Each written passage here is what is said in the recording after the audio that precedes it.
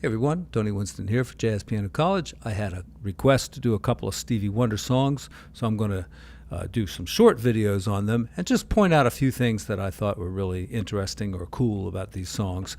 So first one's You Are the Sunshine of My Life, kind of starts off with a B major chord here with the added ninth, or you could call that a second probably since there's no seventh, and there's a little rhythm going on in there, and then you go up the whole tone scale like that, in harmony,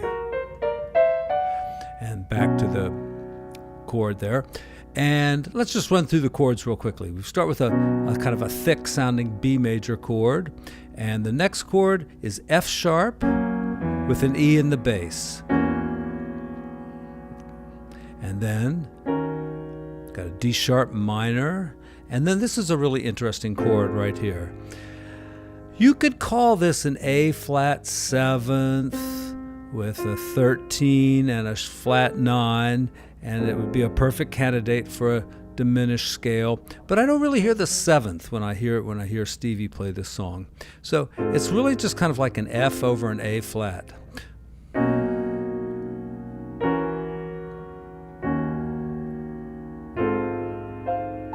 Now, the seventh sounds pretty good.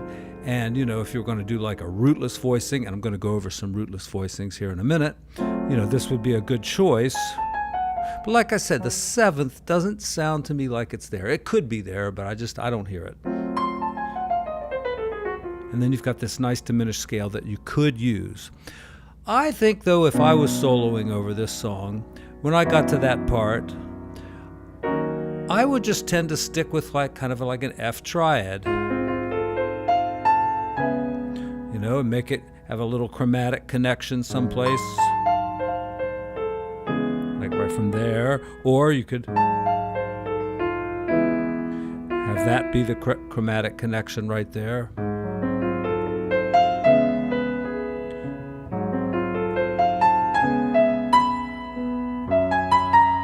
And then, most of the F sharp chords are kind of suspended chords here,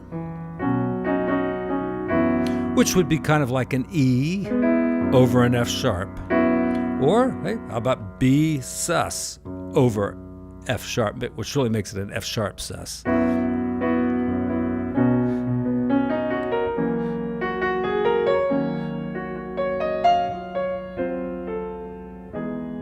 So, some rootless voicings. This would be a nice one.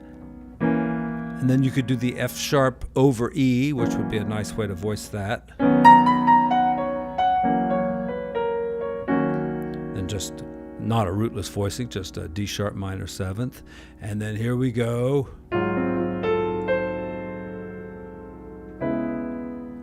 Yeah. Another chromatic connection. In fact, I think I like that one the best.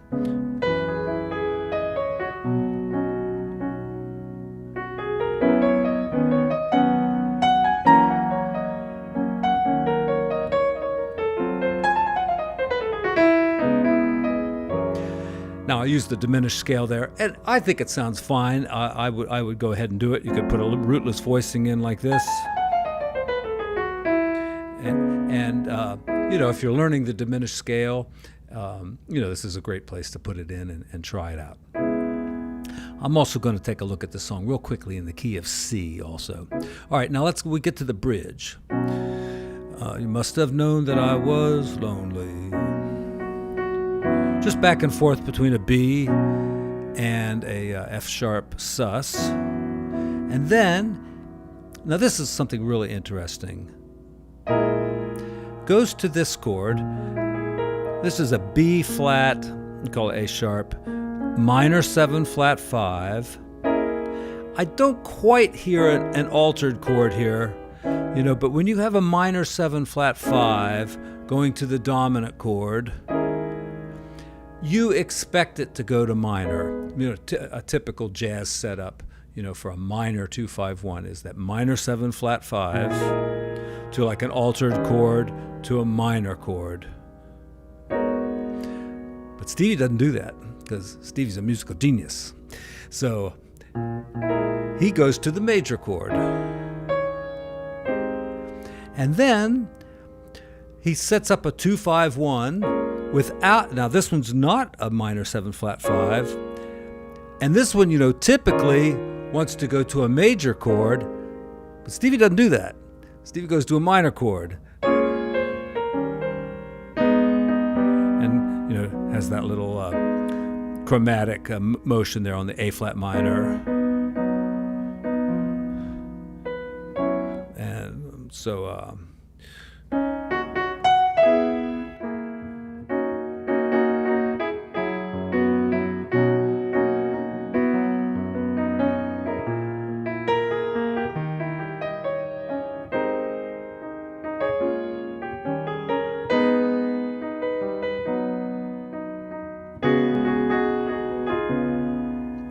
so a sus, resolve, another sus.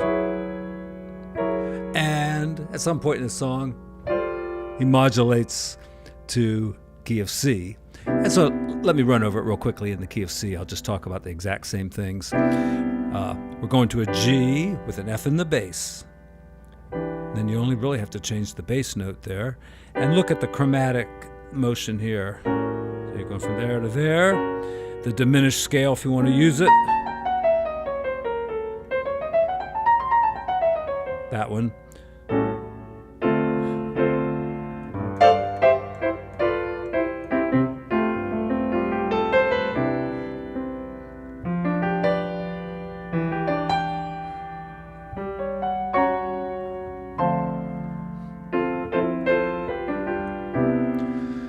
And in the bridge, you know, I'm trying not to play the song and get a copyright. So in the bridge,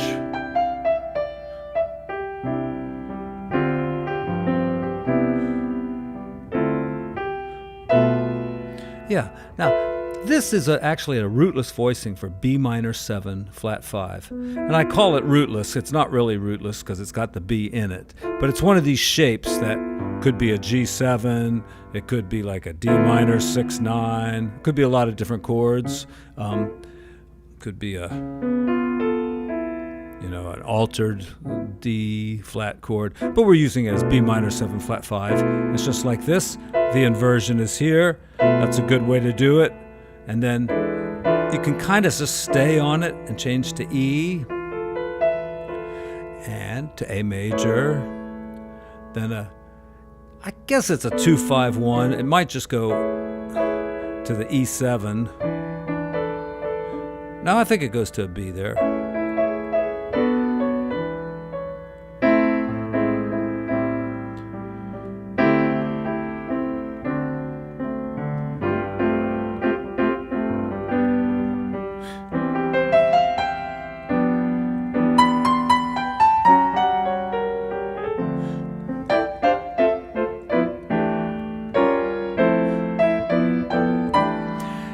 And of course, you can jazz it up quite a lot, you know.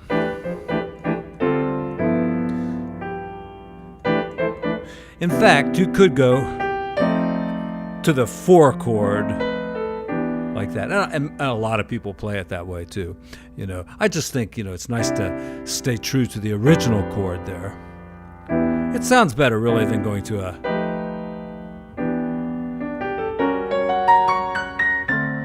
And, you know, once again, I like just sticking to that triad up there. You can call that an upper structure triad. See? Was Stevie about like 22 years old or something when he recorded this? And he's already into upper structure triad. So what are you waiting for? All right. I'm going to do another video too, but I'll make it a separate video. It's going to be about Isn't She Lovely?